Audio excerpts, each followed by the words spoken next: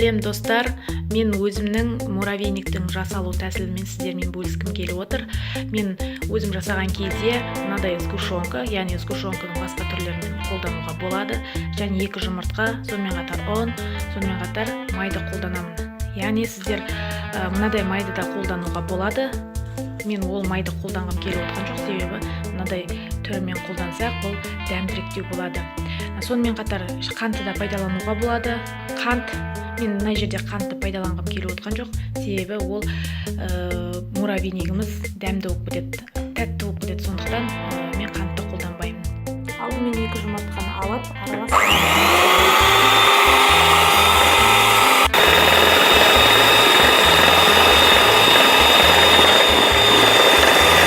Одан кейін ыдысқа құйып аламыз. 2 помпушка майын ыдысқа салып, ерігенше араластырамыз. Салдым, енді үстіне майды құямыз. Қалауымызша құямыз да оны илейміз. Мен майды араластырғанда мынадай қамырға ие болды. Енді оның үстіне жұмыртқаны құямын, және тағы да ұн саламын.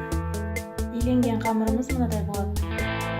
Жаңағы иленген қамырымыз қалауымызша бөліп, мен қазір 4-ке бөлемін, және 2 сағат тоңазытқышқа қоямын.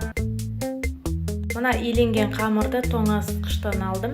Енді оны массировкадан өткізу керек.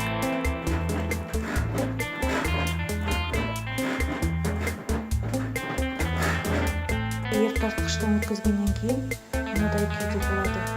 Енді бұны газге қоямыз. Муравейниктің үстіне сгущенканы құйып араластырамыз.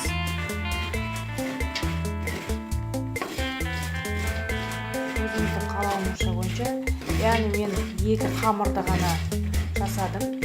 Достар, біздің муравейнигіміз дайын болды. Қалауымызша үстіне шоколадты теркіден өткізіп салуымызға да болады, немесе осылай да жеуге болады.